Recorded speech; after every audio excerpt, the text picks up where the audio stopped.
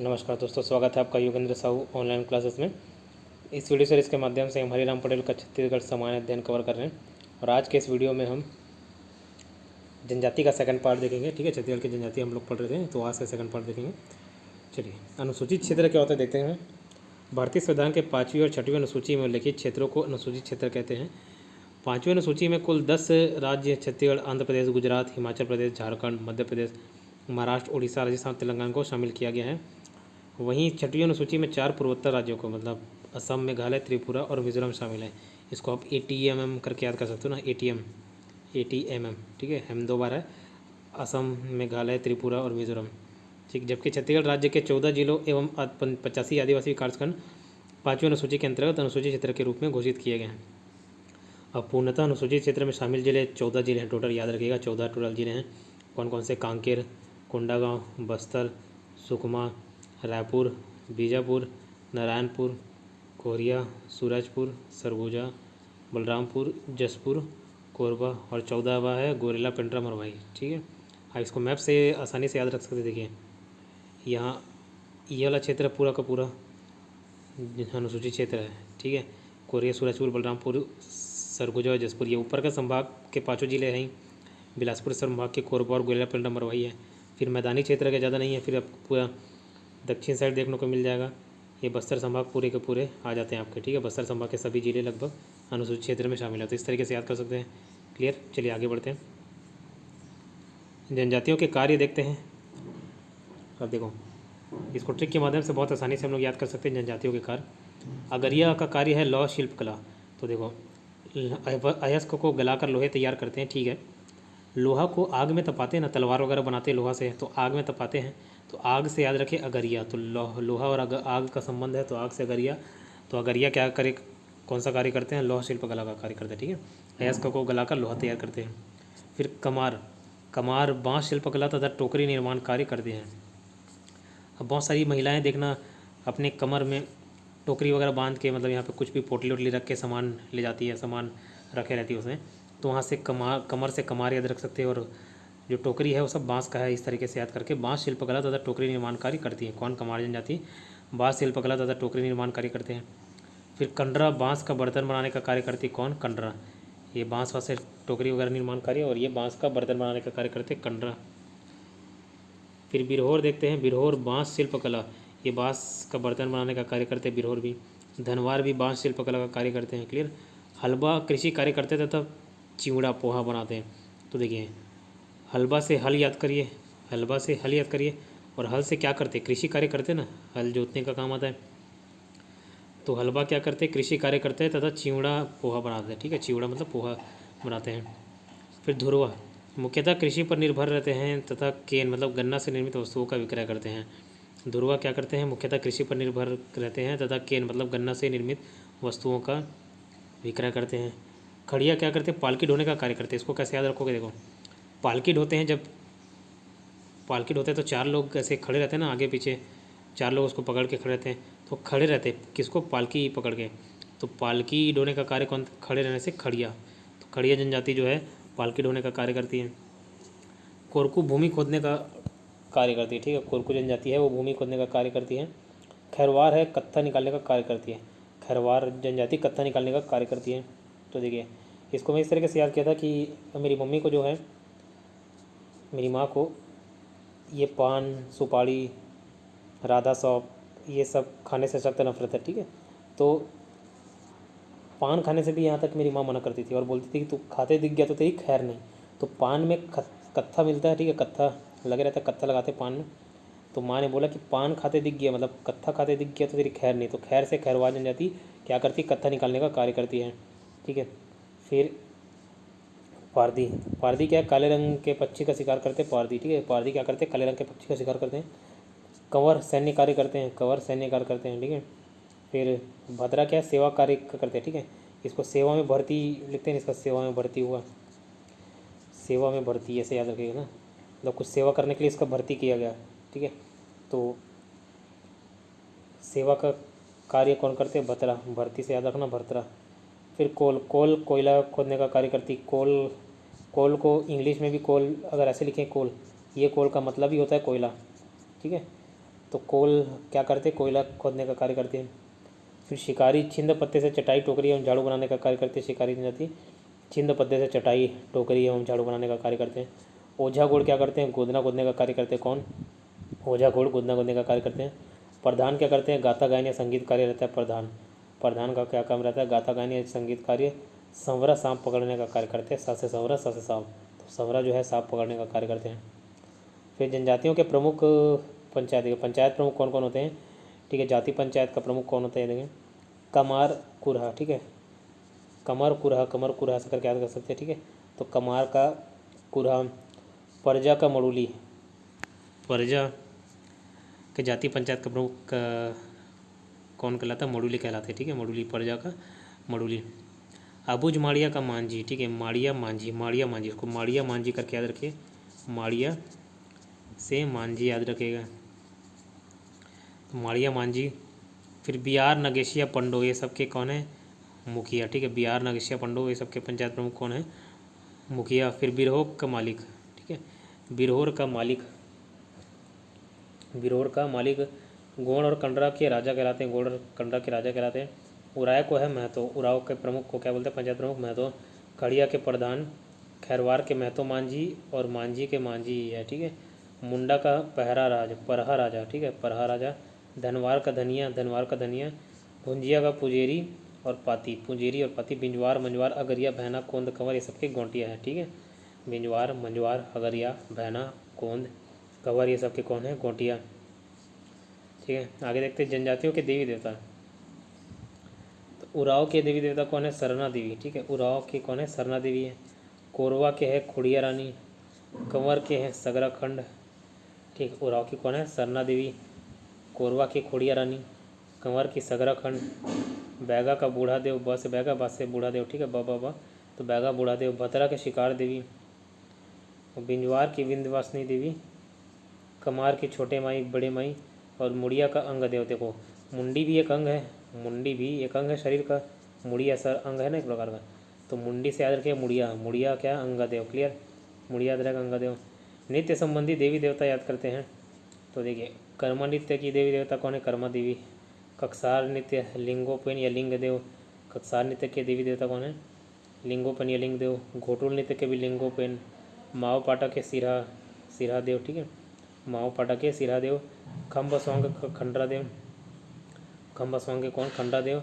शैला नृत्य के आदि देव और मड़ई पर्व के अंगा देव, ठीक है। मड़ई पर्व के अंगा देव, शैला नृत्य के आदि देव, खम्ब स्वांग के खंडरा देव, माओ पाटा नृत्य के सिरहा देव, घोटुल नृत्य के लिंगोपेन और कक्सार के भी लिंगोपेन और कर्मा नृत्य के कर्मा देवी, क्लियर।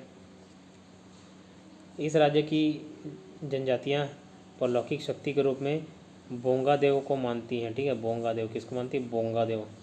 इस राज्य की जनजातियाँ परलौकिक शक्ति के रूप में बोंगा देव को मानती हैं। फिर देखते हैं गोत्र या गण चिन्ह क्या होता है।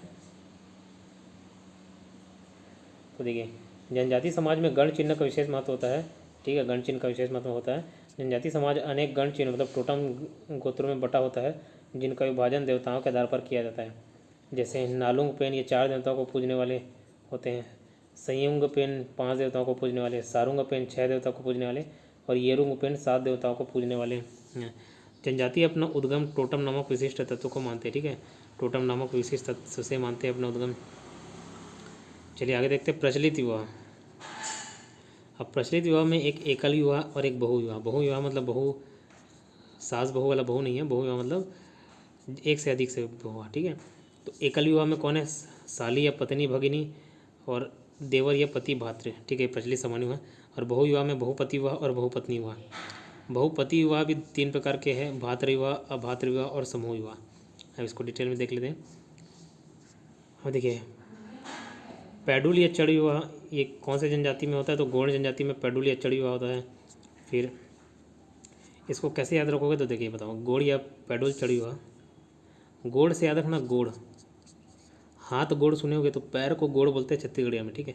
हाथ गोड़ तो टूट गया का, हाथ पैर टूट गया क्या, इस तरीके से। तो गोड़ मतलब पैर होता है, तो पैर से पैडल मारते हैं साइकिल का और पैर से चढ़ते भी हैं। तो पैडुल या चढ़ विवाह कहाँ कौन सी जनजाति में होती है, गोड़। प्रक्रिया क्या है, तो लड़का लड़की के घर बारात लेकर जाता है, लड़का लड़की के घर बारात लेकर जाता है, आमतौर पर ऐसा ही होता है। फिर पटौनी विवाह कौन सी जनजाति, गोंड जनजाति। प्रक्रिया क्या है, तो लड़की बारात लेकर लड़के के घर जाती है, ठीक है, लड़की बारात लेकर लड़के के घर जाती है, इसमें अपोजिट हो जाता है। तो पटौनी हुआ ये गौड़ जनजाति में होता है, बट लड़की लड़के के घर बारात लेकर जाती है। फिर हठ विवाह या पैठुल विवाह, ये क्या प्रक्रिया है, तो लड़की द्वारा ज़बरदस्ती लड़के के घर जाकर विवाह करना, ये हठ विवाह कहलाता है। इस विवाह को बैगा में पैठू या पैठुल कहा जाता है, बैगा में पैठा या पैठुल कहा जाता है। ढोकू विवाह, ढोकू विवाह जनजाति कौन सी जनजाति बनती है, पहाड़ी कोरवा और अगरिया, ठीक है, पहाड़ी कोरवा और अगरिया जनजाति ढोकू विवाह मनाती है। क्या प्रक्रिया है, तो महिला द्वारा पुरुष के घर घुसकर विवाह किया जाता है, घर में घुसकर विवाह किया जाता है। भगेली या पोटा विवाह, ये गौड़ जनजाति मनाती है, लड़की लड़के के घर जबरदस्ती रहती है, ठीक है। आगे देखते हैं गंधर्व विवाह या प्रेम विवाह या सह पलायन विवाह, तो ये कौन सी जनजाति, प्रजा जनजाति है, पलायन कर विवाह करना, गंधर्व विवाह, प्रेम विवाह या सह पलायन विवाह, ठीक है। फिर मरम्मत विवाह क्या है, दूसरे जाति में विवाह करने के पश्चात घर वाले पुनः विवाह करवाते हैं, ठीक है, तो ये मरम्मत विवाह होता है, दूसरे जाति में विवाह करने के पश्चात घर वाले दूसरे से पुनः विवाह कराते हैं, तो मरम्मत विवाह है। क्रय विवाह या परिंधन विवाह क्या है, तो वह वर द्वारा उपहार स्वरूप सामान देकर विवाह करना, एक क्रय विवाह या परिंधन विवाह है, वर द्वारा उपहार स्वरूप सामान देकर विवाह करना, एक क्रय विवाह या परिंधन विवाह। फिर छुट्टा विवाह का, विवाह का खर्च वर पक्ष उठाता है, ये छुट्टा विवाह, ठीक है, छुट्टा विवाह का खर्च वर पक्ष उठाता है लड़के वाले, तो उसको छुट्टा विवाह कहते हैं।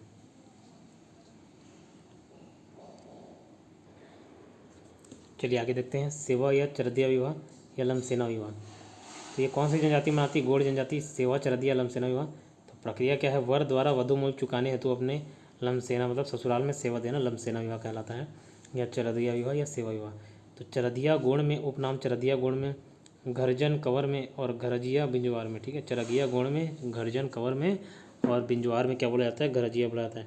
विनिमय या गुरवाट विवाह, ये क्या चीज़ होता है, वर वधु का आदान प्रदान कर विवाह होता है, तो जिसमें वर वधु का आदान प्रदान करके विवाह किया जाता है उसको क्या बोलते हैं, विनिमय विवाह या गुरावट विवाह।